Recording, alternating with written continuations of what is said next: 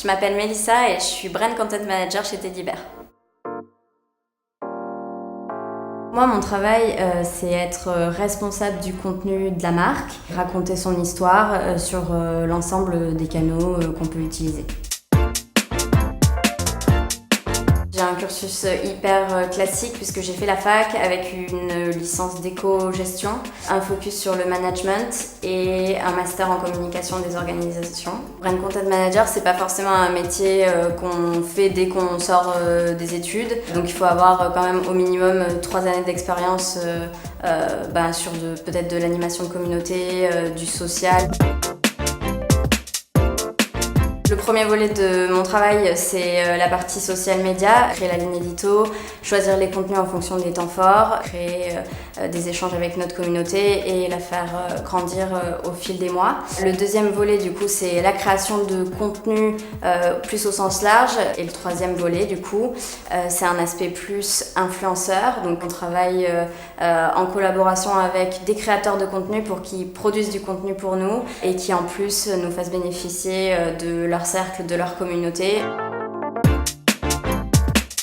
Il y a un aspect créatif qui est assez important. Je pense qu'il faut être assez analytique. Il y a quand même une grande partie du travail qui est faire du reporting et regarder si finalement on a eu les résultats qu'on attendait sur tel ou tel contenu. Et du coup ça demande de la rigueur. Passer d'un sujet à l'autre aussi, ça demande de la flexibilité, donc c'est quelque chose que je pense est assez important.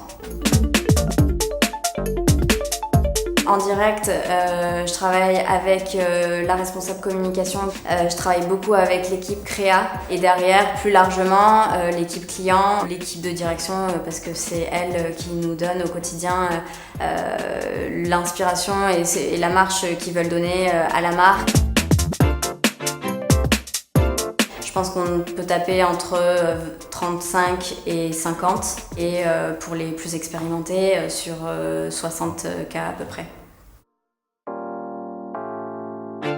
Identifier les piliers de communication de la marque, qu'est-ce qu'on veut dire sur quel sujet, de quelle manière on va communiquer dessus et à quel rythme pour pouvoir être sûr au quotidien de communiquer sur l'intégralité de ces piliers. Notre premier cercle, c'est déjà les gens qui aiment notre marque sur les réseaux sociaux principalement. Le deuxième, c'est que ça peut être aussi avec les clients. Et après, le troisième cercle qui est un petit peu plus large, c'est tous les prospects. L'outil numéro 1, ça va être Google Sheet partagé qui est indispensable pour les reportings, les calendriers éditoriaux, se raconter l'histoire dans un fil rouge, il n'y a rien de mieux qu'un tableau pour ça. Later, qui est hyper pratique pour faire de la programmation pour Instagram notamment et pour Twitter. Je passe à peu près 5 heures par jour sur mon téléphone, beaucoup sur les réseaux sociaux, mais finalement c'est le meilleur canal pour trouver de l'inspi et faire de la veille, sinon je lis 2-3 newsletters par jour. Influencia, le blog du modérateur et We Are Social.